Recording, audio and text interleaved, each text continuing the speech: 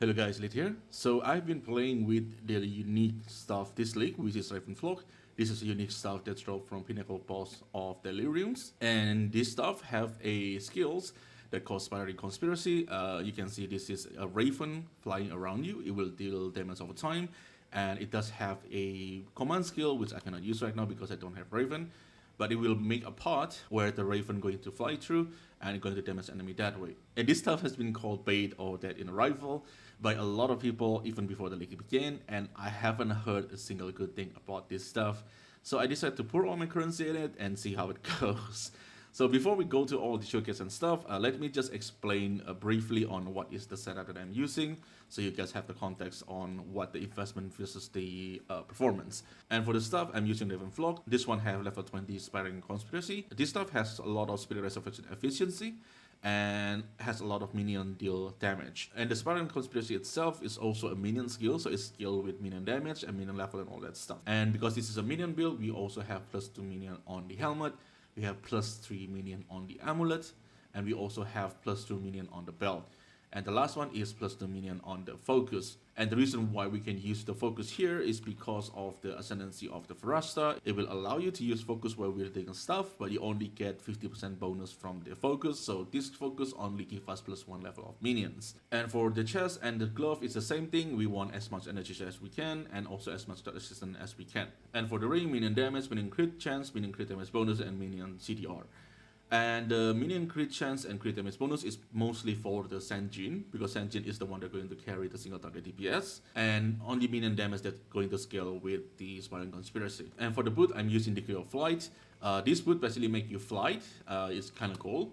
And another cool feature of this boot is it's going to give you guard equal to percentage of missing energy shield for 4 seconds on dodge roll. So every time I dodge roll, if I have a missing energy shield, I will have a guard, and this is really good for a build that's taking a lot of energy shield, because every time you lose energy shield, you can just dodge around and gain guard, and it will buy you time to recover your energy shield. And for the passive tree, for the ascendancy itself, I'm using this focus here, I'm using Sanjin, and I'm also using the 4th teaching. This is going to reduce your energy recharge, and this is really important because we have a big recharge nerf this league for the energy shield. And for this build, we only have 3-second delay, which is pretty good. So this ascendancy is the least affected by the nerf on the energy shield. And the last one is Baryonic Ley Lines. It is going to make your Timeless Jewel have 40% increased radius, and this is the reason why you see this big circle over here. This is Timeless Jewel. Normally, it will not touch this outer area. It will mostly only affect this small section over here, which mostly for minion builds is kind of useless because most of the thing we need is outside that radius. But with Varastha, we actually can take benefit of it. The notable will give us minion crit damage and minion crit chance, and the small passive will give us 2% increased damage. As you can see on every notable, we would have a crit chance, crit damage bonus, crit chance, crit damage bonus, and on the small one, we have the minion deal increased damage. And this basically gives us a lot of crit damage for the Sanjin, and it's also give us some minion damage for the Spiraling Conspiracy. And I'm also using From Nothing Jewel for the Whispering Doom. This will allow us to take this one, Dark Entry. It's going to give you +1 level to all Chaos skill, and the Spiraling Conspiracy is a Chaos skill, so we got another plus level from here. And this also allow us to take this curse node, which is basically going to increase the curse magnitude, which is really important because we are using Temgen and Despair with Blasphemy. This node will make the Despair reduce more chaos resistance and going to slow enemy even more. So if we see on the tab here, we have -50% chaos resistance. We also slow the enemy 57%, which is going to get scaled by the Grueling Madness on the Ravenflock. And I'm also taking this node over here. This is going to increase the Withering magnitude. I'm also using Withering Presence here. And Wither going to make the enemy take more chaos damage because our skill is doing a lot of chaos damage. So for example, like the Spiraling Conspiracy, it deal a lot of chaos damage and some physical damage. And for the Sanjin, it's the same thing. We deal a good amount of chaos damage and also a good amount of physical damage. And this is the reason also why on the Sanjin I have Unatal Embrace. This is going to allow the chaos damage to break armor, which is also going to benefit the physical damage.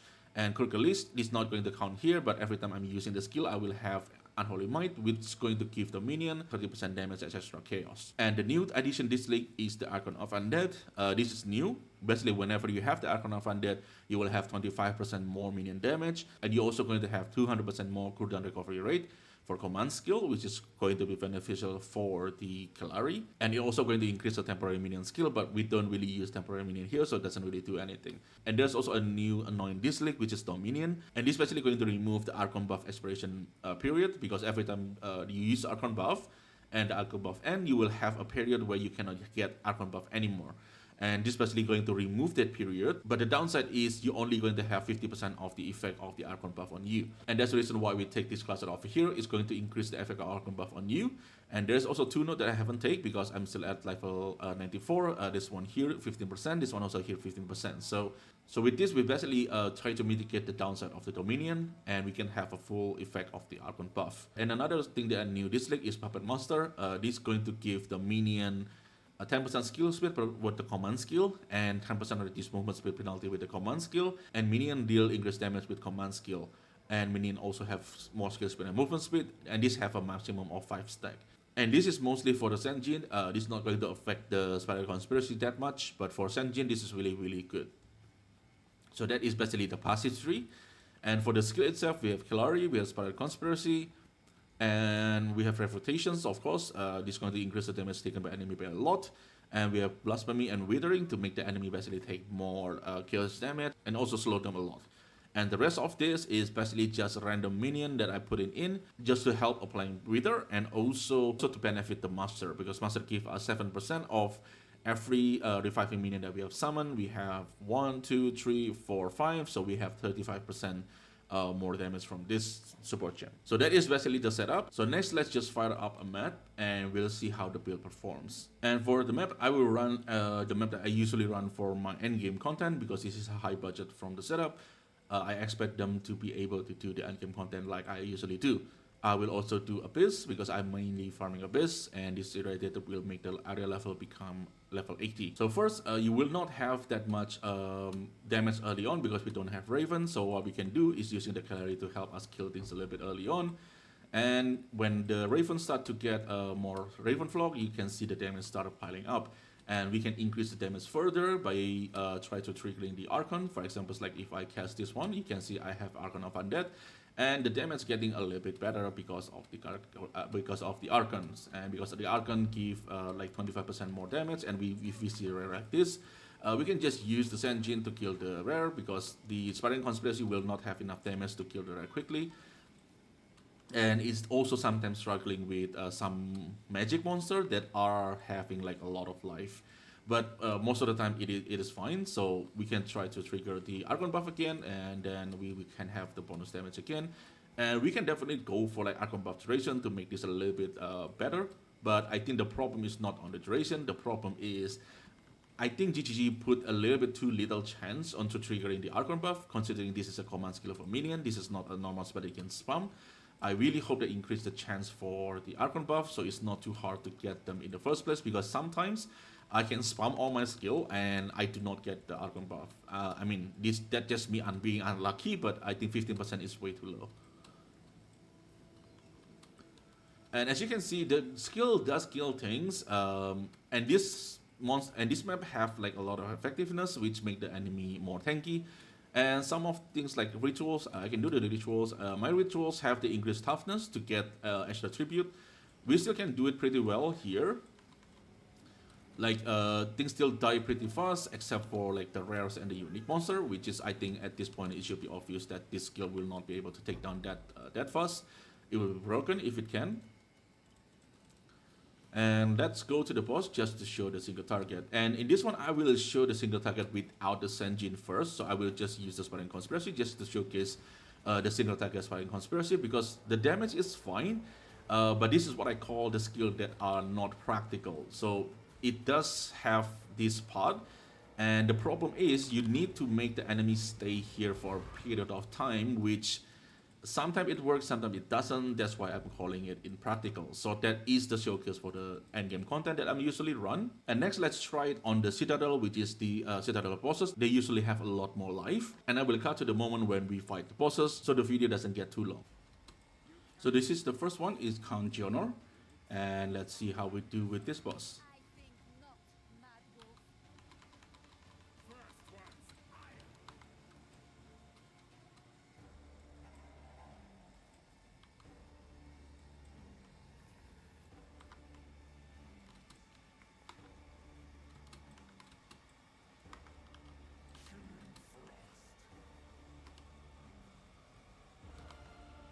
So it's still pretty easy. I do make a misplay there, but the boss dies still pretty fast. And this is Doriani. Let's see if we can push them fast early on.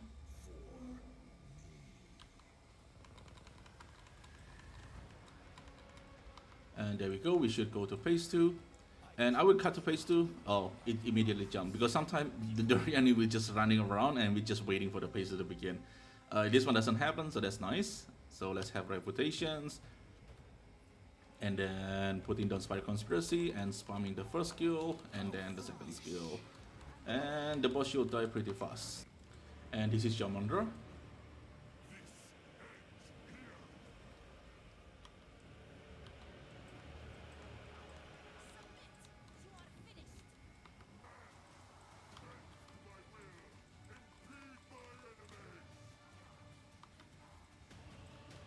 And there's go Jamandra. And the next one is a new Citadel bosses. They're going to give you Origin Spark and Origin Core.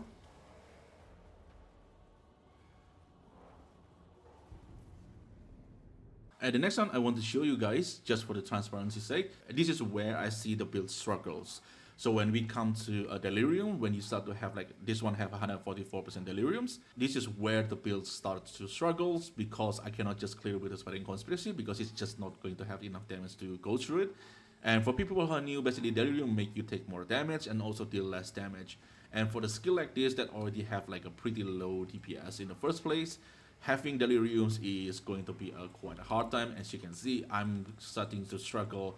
The Spreading Conspiracy start to struggle. Like the Jin is still going to work. Like the Jin is really, really strong. But if I stop this one, like I already have the 30 Raven. And as you can see, it start to struggle on killing stuff. And let's go over here. As you can see, the monsters started getting a lot more tougher because Delirium make you deal less damage.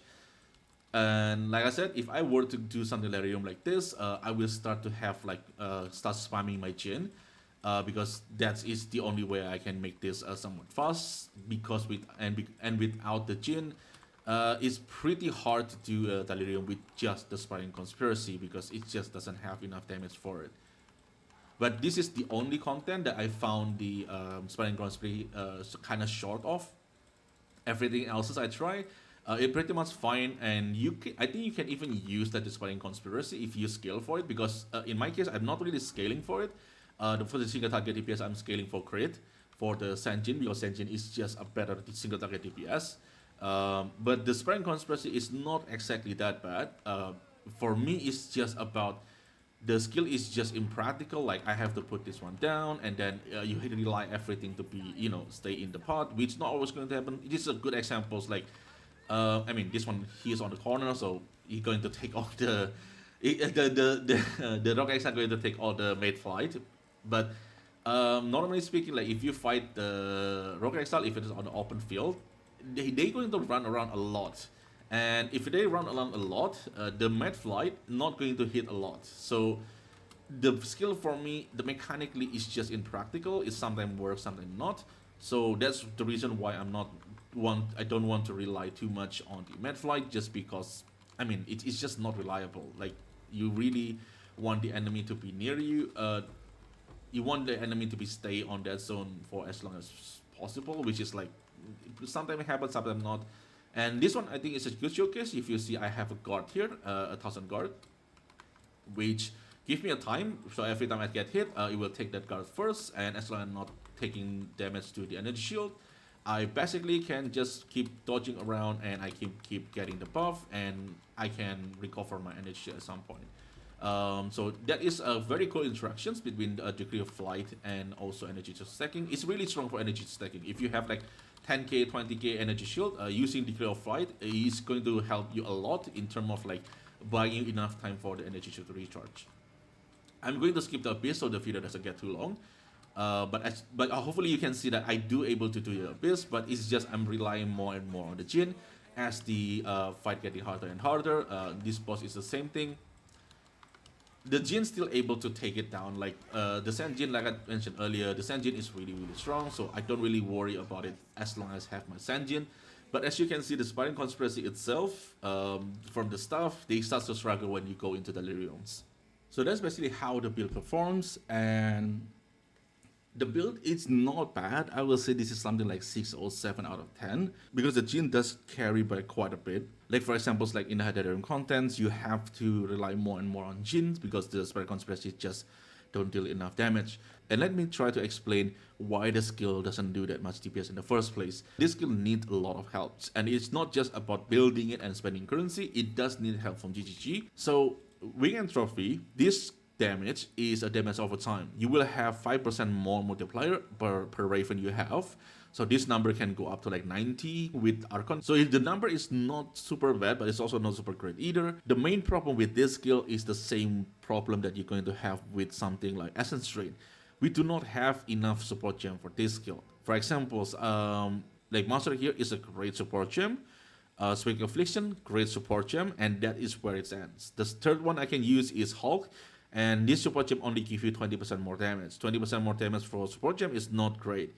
And next I have to use Minion Mastery, and if you play any Minion build on PoE2, when you start to use plus level as your support gem, you already running out of option. Right, and because this thing, like for example, just to showcase, this is 27k.